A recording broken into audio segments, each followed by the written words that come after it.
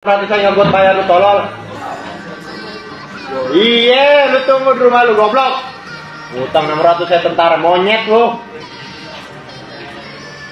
Lu tolol utang 600. Lu sana lu mandi lu coli lu monyet. Tentara goblok lu. Jangan batuk begitu lu, udah mau mati pakai batuk lu. Utang bayar lu, nek utang lu bayar. Hanya 3 resiko ketika kamu gagal bayar pada pinjol di tahun 2025. Dan 3 risiko ini memang akan dihadapi semua orang yang ingin lepas dari pinjol ya. Resiko yang pertama, kamu tidak bisa mengajukan pinjaman lagi. Itu resiko yang pertama.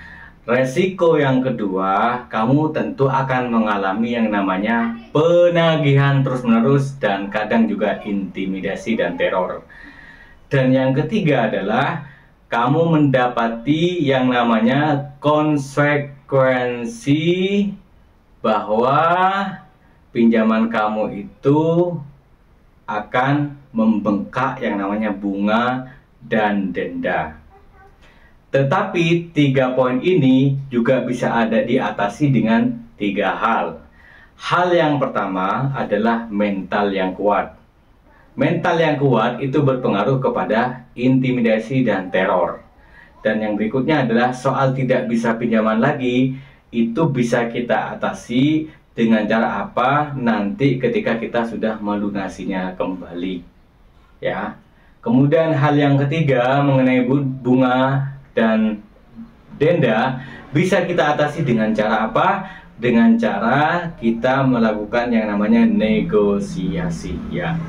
3 hal resiko, 3 hal solusi penting untuk kalian kenali mulai saat ini. Resiko tidak bisa pinjam lagi karena resiko by checking. Artinya di riwayat pinjaman di Slik OJK kamu pernah telat, dan tentu ketika kamu melakukan peminjaman lagi, si pihak analis kreditur itu akan membaca itu sebagai syarat pertama. Oh, ini punya tunggakan di sini segala macam. Tapi itu pernah saya alami dan akhirnya setelah saya lunas bisa saya melakukan pinjaman. Kemudian berikutnya soal intimidasi dan teror, itu justru adalah resiko paling kecil bagi saya. Resiko ini apa ya? Cuma namanya intimidasi ya, buat apa kita tanggapi ya itu. Hanya soal dibuat kita malu, misalnya ditelepon teman, diingatin, kontak ditelepon, didatang ke tempat kerja, segala macam. Kemudian datang ke rumah, itu aja. Dan tidak ada yang namanya penjara dalam pinjol ya. Ingat, kalau ancaman ada di penjara tidak mungkin. Berikut yang ketiga adalah ketika soal masalah bunga dan pokok, kamu kalau bisa lepas dulu sampai 90 hari, lebih terus sampai 120 hari dan segala macam, hingga akhirnya kamu bisa fokus bekerja dan punya uang lagi untuk segera menyelesaikan kewajiban atas hak yang sudah kamu makan, atas sesuatu yang sudah kamu masukkan ke perut kamu, ataupun sesuatu yang membuat kamu manfaat. Itu harus kamu kenali. Nah, dari resiko-resiko tadi harus kita kenali sejak awal. Nah, dari risiko tadi juga kita bisa menyelesaikan dengan pertama itu mentalitas ya. Mentalitas itu penting, terutama pemahaman kita soal pinjol. Nah, di situ saya sudah jelaskan banyak sekali di video-video saya sebelumnya. Kalian bisa cek video-video saya di situ, dicek mulai galbay pinjol easy cash, galbay pinjol aku laku, misalnya galbay pinjol Samir, tunaiku, dan semua udah saya jelaskan semua. Bahkan tentang profil-profilnya yang jarang dijelaskan oleh konten kreator yang lain ya. Saya memberikan disclosure ini.